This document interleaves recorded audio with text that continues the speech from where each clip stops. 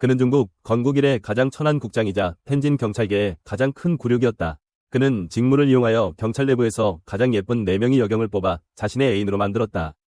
뿐만 아니라 그의 마음속의 팽창한 욕망을 만족시키기 위해 여러 여대생들과 동거관계를 맺었다. 불과 44년 만에 그는 교통경찰에서 경찰국장으로 승진했고 동시에 경찰국을 자신의 뒷동산으로 만들었다. 그의 인생은 정말 황혼무도의 극치라 할 수 있다. 뿐만 아니라 그는 공개적으로 뇌물을 주고받고 하여 자신의 집을 은행 금고로 만들었다. 사건 발생 당시 경찰이 인계받은 자금만 74억 위엔에 달하였다. 제가 대략 74억 위를 계산해봤어요. 어떤 개념일까요? 하루에 40만 위안을 쓰면 꼬박 50년이 걸려야 다 쓸 수 있습니다. 가히 이 탐관의 탐욕의 극치를 상상할 수 있습니다. 자신이 모든 것을 지배하고 있다고 생각하고 있던 그도 속임을 당하고 있었다는 것을 경찰에 구속되어 조사를 받으면서야 깨달았다. 그에게는 9자녀가 있었는데 그중 6명이 친자가 아니라는 것을 알게 되었습니다. 그것은 그의 평생의 가시가 되었습니다. 그의 이름은 무창순이고 1953년에 텐진에서 태어났습니다.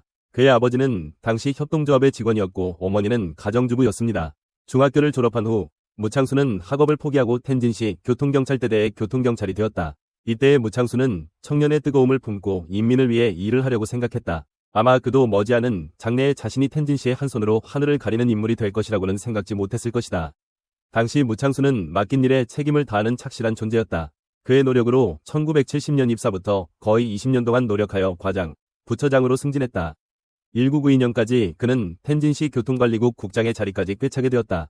이 22년 동안 그는 정말 초심을 잃지 않고 열심히 노력하는 경찰이었다. 그는 시간만 되면 항상 신호등이란 교통라디오 프로그램에 나아가 시민들의 고충을 직접 듣고 상담하는 일도 맡아왔다. 시민들이 교통이나 사고 방면에 각종 문제를 제기할 때 무창순은 인내심을 가지고 시민들에게 상담했다. 또한 군중들이 전화하면 전화한 문제는 곧 해결되곤 했었다. 가끔 어려운 문제에 부딪히더라도 무창순은 여전히 자신이 할 수 있는 모든 것을 다하여 끝까지 책임을 졌다. 그래서 당시 대부분의 텐진 시민들은 무창순이 일심전력으로 백성을 위해 일하는 좋은 지도자라고 여겼고 심지어 어떤 사람은 그를 텐진 백성의 복덕이라고 여겼다. 그래서 수년 후 그들이 무창순이 74억 위엔의 큰 사건에 휘말렸다는 것을 알았을 때 모든 사람들은 잘못된 것이 아닌지 의심했다. 무창순이 교통국장이 된 이후 그는 친척과 친구가 많아졌고 많은 사람들이 여러 도경으로 와인과 담배, 선물을 가져왔다. 처음에는 무창순은 약간 밀고 당기며 거절했지만 선물을 주는 사람이 점점 많아짐에 따라 그 자신마저도 통제하기 힘들게 되었다. 시뻘건 현금 다발 앞에서 결국 머리를 숙이 아예 공경하고 차라리 명령을 따르는 것이 낫다라는 격언으로 자신의 행위를 합리화하였다. 어차피 이 교통부의 프로젝트는 누군가는 해야 하기 때문이다. 하지만 첫발이 어렵지 정작 내디디면 다시 돌이킬 수 없게 된다. 그는 점점 더 대담해지기 시작했다. 심지어 공개적으로 프로젝트를 따가고 싶으면 자신에게 이익 배분을 해야 한다고 명시하기까지 할 정도였다. 다른 한편으로 무창순은 매우 똑똑한 사람이다. 그는 경찰계에서 여러 해 동안 일한 경력으로 이러한 뒷돈이 결코 안전하지 않다는 것을 잘 알고 있었다. 그래서 이 문제를 해결하기 위해 그는 몇 가지 깡통회사를 만들었다. 그리고 그 돈을 분리하여 처리하고 이렇게 한 바퀴 돌고 나면 돈은 다시 명분이 있는 돈으로 변하여 자신의 주머니로 돌아왔다. 바람이 새지 않는 벽이 없듯이 그의 행동은 곧 누군가의 불만을 불러일으켰다. 이 사람들은 몰래 무창순을 고발하기 시작했다. 처음에 무창순은 약간 두려웠다. 그러나 나중에 그는 자신이 직할시 교통관리국 국장으로서 그 작은 몇 마리의 미꾸라지가 자신을 고발하러 갔을 때 상부에서 전혀 상관하지 않는 것을 보게 되었다. 오히려 그는 더 높은 직급인 텐진시 공안국장에 임명되게 되었다. 이렇게 권력의 최고층에 올라가게 된 무창순은 1만 가지 방법으로 자신을 고발했던 사람들의 입을 막을 방법을 손에 쥐게 되었다. 그래서 그의 행동은 점점 더 날뛰기 시작했다. 이 기간 동안 그가 국고에서 횡령한 돈만 3.4억 위엔이 넘었다. 물질적인 만족을 얻은 후 이 남자는 완전히 원형을 드러냈다. 처음에는 그는 경찰 내부에서 젊고 아름다운 여성 경찰관을 찾았다. 각종 방법과 수단을 동원하여 상대로 하여금 자신의 애인이 되도록 만들었다. 그는 2006년부터 수많은 여자들이 그와 연루된 적이 있다. 뿐만 아니라 그는 그들 중에서 가장 아름다운 여경 4명을 선출하여 고정된 연인을 골라 각자 집을 사줬다. 또한 그는 그들에게 남자친구를 사귀지 못하며 자신의 허락 없이 외출을 할 수 없다고 요구했다. 그러나 현직 경찰 신분이었던 그녀들은 의외로 모두 그의 말을 잘 따랐을 뿐 아니라 오히려 서로 질투하였다. 처음엔 공평을 위하여 순번을 정하여 돌아가면서 출장 때마다 한 명씩 데리고 다녔다. 하지만 이 여인들은 경찰인지라 속에 강인한 기질 무언가가 있었다. 처음에는 무창순은 그들을 정복한 쾌감을 느꼈지만 얼마 지나지 않아 이런 신선함이 사라졌다. 그때부터 그는 부드럽고 현숙한 여인들을 찾기 시작했다. 그는 자신의 수하들을 시켜 평민들 가운데서 그런 여인을 찾도록 하였다. 짧은 몇 년 사이에 수많은 여인들의 그의 그물망의 피해자가 되었다.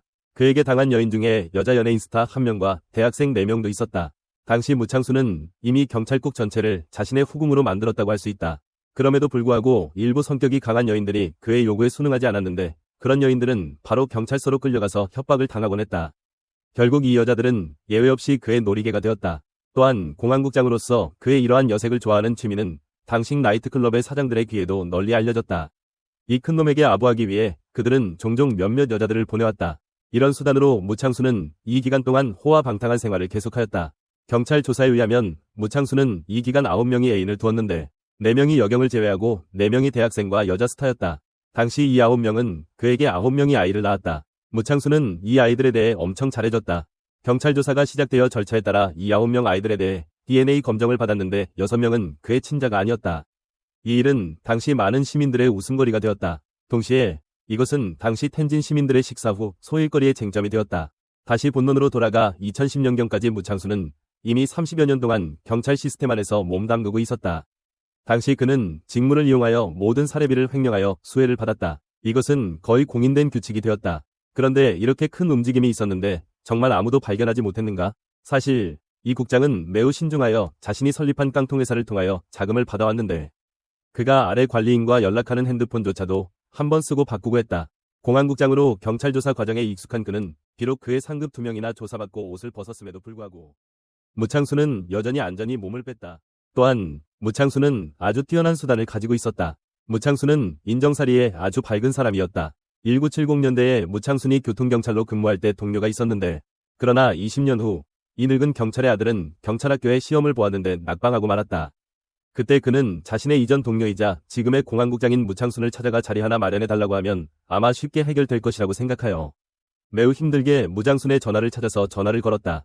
두 사람은 오랫동안 이야기를 나누었고 무창순은 비로소 이의 동료를 떠올렸고 상대방의 의도를 알고 나서 무창수는 당시 국장으로서 이런 작은 일을 직접 나서서 도와주었다. 그 늙은 경찰의 아들은 얼마 지나지 않아 경찰학교 입학통지서를 손에 쥐게 되었다.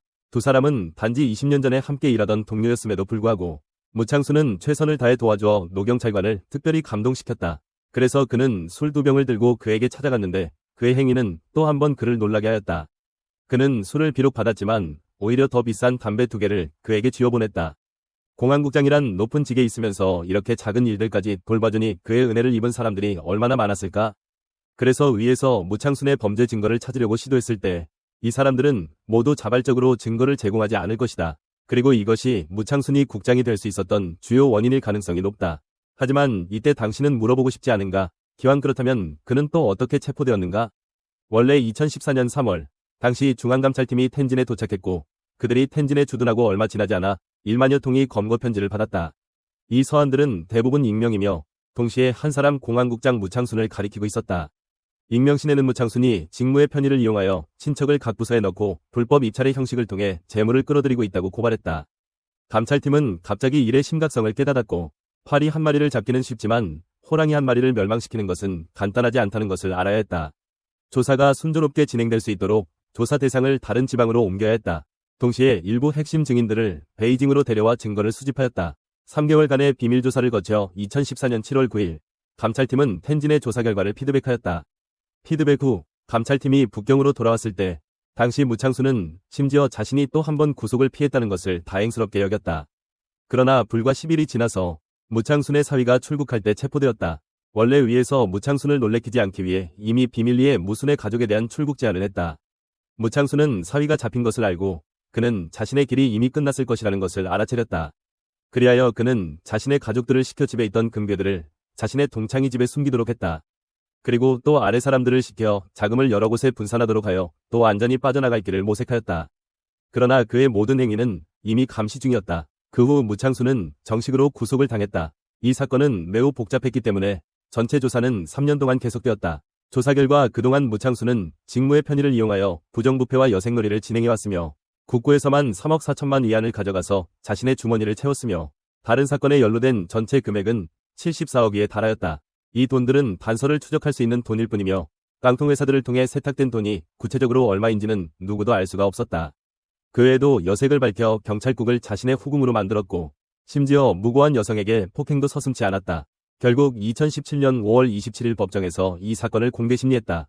결국 무수는 횡령 등 여러 죄목으로 사형 집행유예를 선고받았다.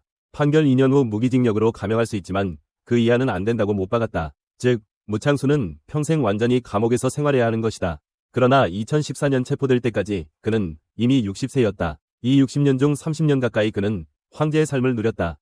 밤새 가무가 끊이지 않았고 미녀들과 환락의 날들을 보냈었다.